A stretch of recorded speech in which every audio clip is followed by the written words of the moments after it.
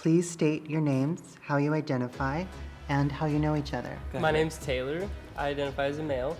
I'm Kimber. I identify she, her, hers, trans female. We've been together for about a year. We currently live together and are just going through life together. I'm Bebe and I identify as a trans female. Hi, I'm Kyle and I identify as a man. I know this one because he's my main. I've known him for like 8 months. In the beginning, it was like, the COVID thing. We weren't able to see each other a lot. We eventually just kind of sucked it up one day and met up with each other. And then we kind of just been stuck together ever since. Stuck together? No. I actually think he told me I was the girl of his dreams. So, I remember that. Can you speak to the happiness you've found with each other? And what was it like getting there? I asked her to come up to my cabin that's in the Angeles National Forest. And of course I was like, oh, a man in a cabin wants me to come see him. Okay, sure. I was surprised. I was like, you don't think I'm a killer? Jeez. And I brought my dog, yeah. just so that way I could have a little protection, but he was super sweet and we kind of just hit it off right off the bat. He's my rock. I mean, I made him chase me for a while for sure. I was burned like pretty bad before, so I wanted to make sure he was like someone worth getting to know and kind of protecting myself. But as soon as I kind of let my guard down, it was like best friends before like love, and I think that's important that it comes first. So I'm happy that it happened the way it did.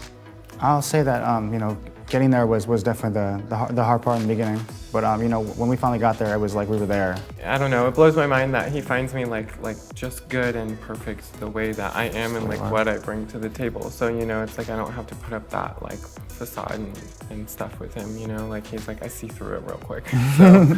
Describe what you love about each other. Nothing.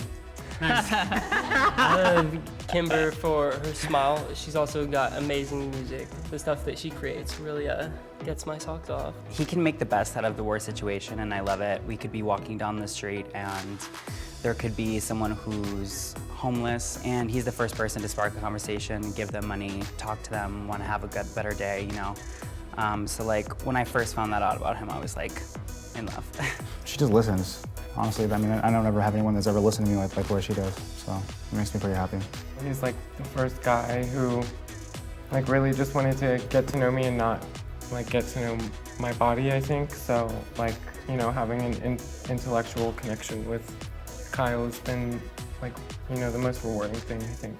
Have you shared any coming out experiences together?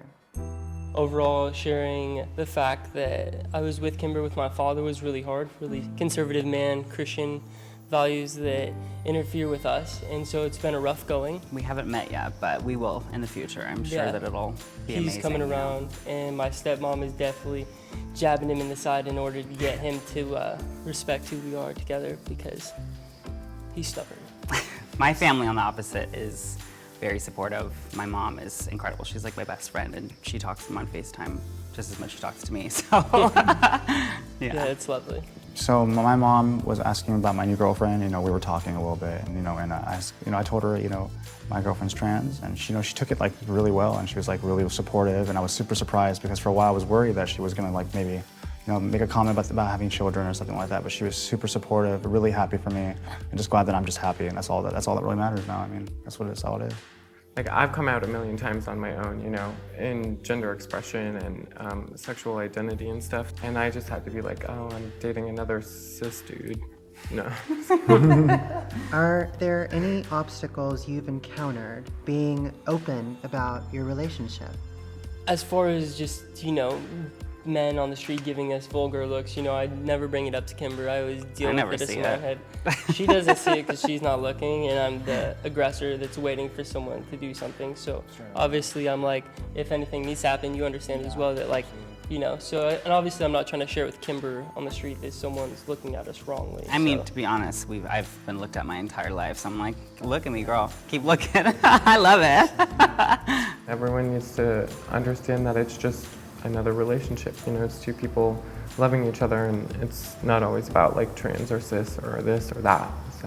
What advice do you have for other men out there who are attracted to trans women? To stop sexualizing trans women.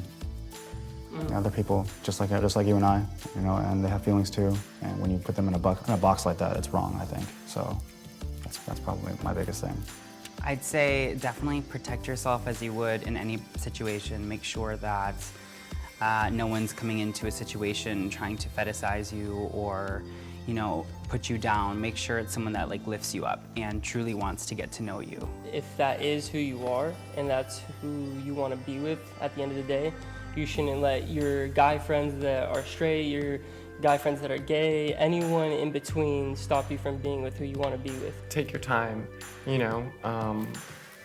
We've had it hard enough. We don't need anyone else to make it any harder.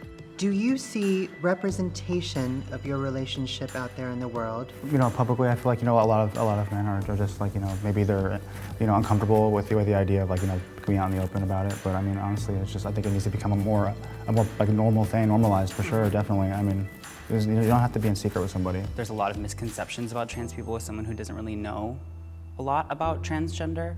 One of my big goals is to have a huge, you know, representation under me to know that I'm a trans female and I do what I do and I don't let my identity hold me back. Do you feel it's important for you to be that representation and visibility? Absolutely, I 100% hold that on my own, and one of my like main life goals is to be successful in my field of doing music, so that way I can be that light for someone, and I can be that person that a little girl, a little young trans girl, a little trans man, or anyone to look at me and just kind of get inspiration. We can do anything, and we should be able to do everything and not feel the need that, you know, there's so many people that's going to, you know, try to shush us up because of our identity, or, you know, we're not what they expect. It doesn't matter. I'm me, and that's, at the end of the day, all I care about. Are there any final words of encouragement or advice you'd like to share? I think that, you know, when it comes to trans men and trans women, they definitely need to have more of a like outreach to the public. You know, I feel like there's not enough. I would love to say just live your life and live your truth, whoever you are,